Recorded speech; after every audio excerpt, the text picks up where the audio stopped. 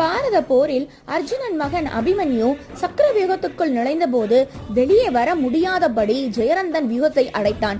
அதையடுத்து அபிமன்யுவை சிறுவன் என்று பாராமல் துரோணாச்சாரியார், கர்ணன், அஸ்வத்தாமன், சல்னியன், துரியோதனன் என அனைவரும் அவனை வீழ்த்தினர். தனது மகன் இறப்பை அறிந்த அர்ஜுனன் மறுநாள் சூரிய அஸ்தமனத்துக்குள் நான் அந்த ஜெயரந்தனை வீழ்த்துவேன் அல்லது தீக்குளித்து இறப்பேன் என்று சபதம் பூண்டான். அர்ஜுனன் தற்கொலை செய்து கொள்ள வேண்டும் என்பதற்காக ஜெயரந்தனை துரியோதனன் அடைத்து வைத்தான். ஆனால் மறுநாள் சூரிய அஸ்தமனம் ஆகும் வேலை வந்தபோது கிருஷ்ண பகவான் தனது சக்கராயுதத்தை கொண்டு சூரியனை மறைத்தார். எங்கும் இருள் சூழ்ந்தது. அர்ஜுனன் வீழ்வான் என்று ஜெயரந்தன் வெளியே வந்தார். அப்போது கிருஷ்ணர் தனது சக்கராயுதத்தை திரும்ப பெற்றதும் மறைந்திருந்த சூரிய ஒளி மேற்கே அடிவானத்தில் வெளிச்சமிட்டது. அதை கண்ட சூரிய அஸ்தமனம் ஆகவில்லை என்று கிருஷ்ணர் கூறியதன் பெயரில் ஜெயரந்தனை அர்ஜுனன் வதம் செய்தான். ஒரே கல்லில் 2 மாங்காய் எடுப்பதை போல அர்ஜுனனையும் காப்பாற்றினார், அர்ஜுனன் சபதத்தையும் காப்பாற்றினார் கிருஷ்ண பரமாத்மா.